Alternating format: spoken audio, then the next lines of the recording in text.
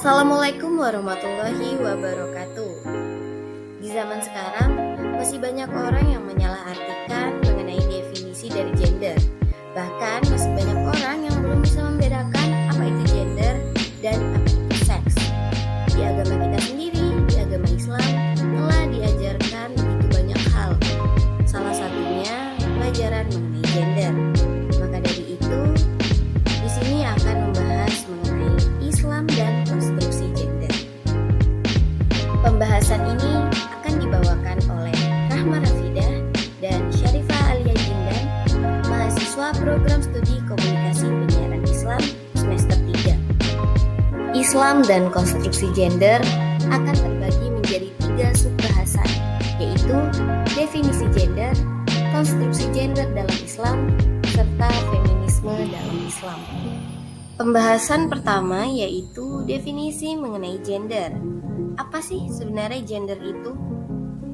Kata gender ini sering diartikan sebagai kelompok laki-laki atau perempuan atau perbedaan jenis kelamin. Konsep dasar gender adalah sifat yang melekat pada kaum laki-laki dan perempuan yang dibentuk oleh faktor-faktor sosial maupun faktor budaya. Sehingga lahir beberapa anggapan tentang peranan sosial dan budaya antara laki-laki dan juga perempuan. Misalnya saja, perempuan itu dikenal sebagai makhluk yang lemah lembut, emosional, dan lain sebagainya. Sedangkan laki-laki dianggap kuat, rasional, jantan, dan juga perkasa. Tetapi perlu kita ketahui bahwa semua sifat-sifat itu dapat berubah dari waktu ke waktu. Konstruksi gender dalam Islam. Pada pembahasan mengenai konstruksi gender dalam Islam ini akan dimulai pada masa pra-Islam, yang dimana terjadinya ketimpangan gender dan juga bagaimana permasalahan gender dipandang dalam agama Islam. Masyarakat Arab pra-Islam adalah masyarakat patriarki. Bias patriarki masyarakat Arab di mana banyak dalam buku-buku sejarah Islam ketika menceritakan bagaimana masyarakat Arab jahiliyah kecewa sekali jika mendapatkan anak perempuan. Tidak jarang mereka membunuh atau mengubur hidup-hidup bayi perempuan.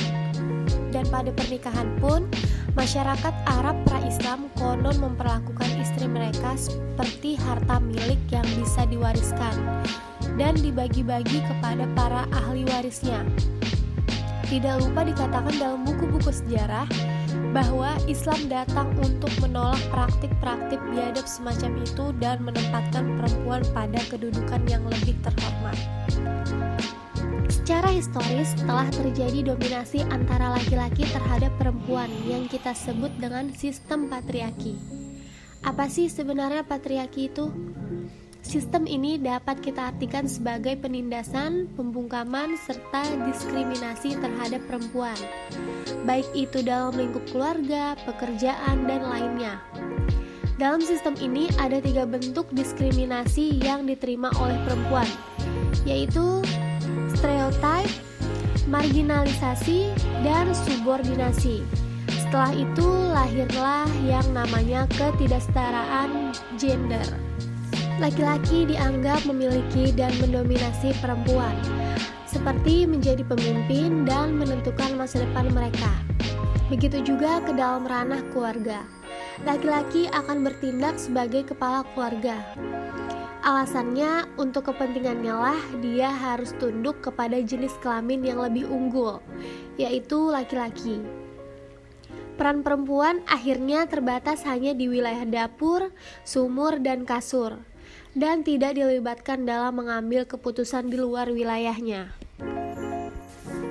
Islam memiliki sumber hukum Al-Quran dan Sunnah. Maka dari itu, kita sebagai orang Islam dalam setiap hal perlu berpegangan pada sumber ajaran Islam. Di Al-Quran sendiri banyak sekali ayat-ayat yang menjelaskan tentang kesetaraan gender. Misalnya pada Quran Surah Al-Hujurat ayat 13, yang artinya, "Hai manusia, sesungguhnya kami menciptakan kamu dari seorang laki-laki dan seorang perempuan, dan menjadikan kamu berbangsa-bangsa dan bersuku-suku supaya kamu saling mengenal. Sesungguhnya Orang yang paling mulia di antara kamu di sisi Allah ialah orang yang paling takwa di antara kamu. Sesungguhnya Allah Maha Mengetahui lagi Maha Mengenal. Dari sini kita dapat melihat bahwa Islam memandang laki-laki dan perempuan itu sama. Perempuan bukanlah makhluk yang harus ditindas, didiskriminasi, dan lain sebagainya. Bahkan Allah telah menurunkan surah An-Nisa yang membahas tentang perempuan, istimewanya perempuan dan kemuliaan seorang perempuan. Pada dasarnya Islam tidak membeda-bedakan antara laki-laki dan perempuan, karena di dalam Al-Quran telah dijelaskan bahwa manusia memiliki kedudukan yang sama di mata Allah, baik itu laki-laki ataupun perempuan. Karena adanya pandangan bahwa laki-laki adalah manusia paling sempurna, maka muncullah istilah gender untuk menghilangkan anggapan bahwa laki-laki adalah manusia paling sempurna. Karena pada dasarnya kedudukan laki-laki dan perempuan itu sama. Namun dalam pembaharuan kedudukan perempuan ini menimbulkan banyak hal-hal yang menyimpang dari apa yang telah ditetapkan dalam Al-Quran dan Al-Sunnah dengan mengatasnamakan kesetaraan gender. Selanjutnya yaitu feminisme dalam Islam. Apa sih itu feminisme? Jadi secara umum, feminisme dan gender pada dasarnya ialah konsep yang sederhana, di mana perempuan hanya ingin memperoleh keadilan dalam segala hal, terutama pendidikan, bukan untuk melebihi pria, apalagi melebihi kodratnya. Karena itu, kelompok feminis memberikan konsep gender berangkat dari perbedaan laki-laki dan perempuan yang terjadi karena bentuk perbedaan sosial dan budaya, dan bukan dinilai dari aspek kodrati.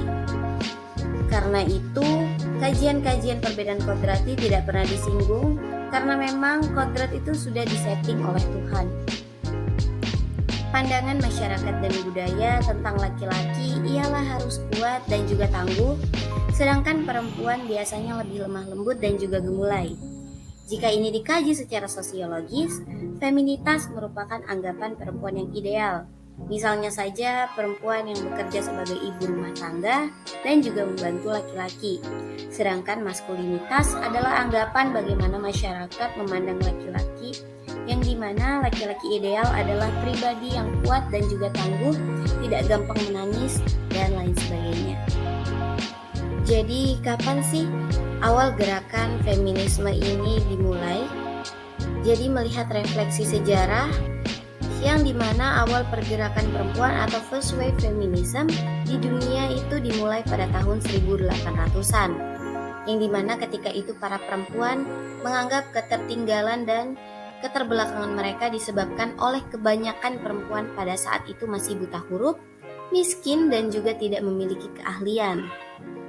Diikuti setelahnya perempuan-perempuan yang berada di kelas menengah abad industrialisasi mulai menyadari kurangnya peran mereka di lingkungan masyarakat.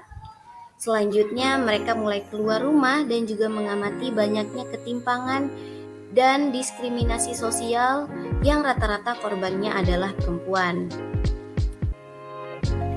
Jadi, apakah Islam itu mengajarkan feminisme? Ternyata Islam itu tidak mengenal istilah feminisme dengan berbagai bentuk konsep dan implementasinya dalam melakukan gugatan atas nilai-nilai subordinasi kaum perempuan. Karena di dalam Islam tidak membedakan kedudukan seseorang berdasarkan dari jenis kelamin dan tidak ada bias gender juga dalam Islam. Islam mendudukkan laki-laki dan perempuan dalam posisi yang sama dan kemuliaan yang sama.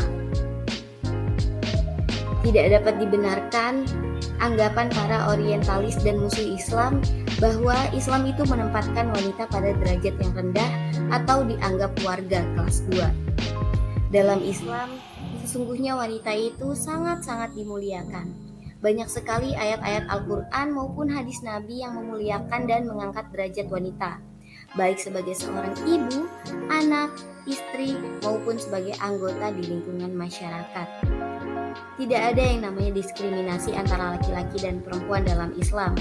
Akan tetapi yang membedakan keduanya adalah fungsionalnya karena kodrat dari mereka masing-masing.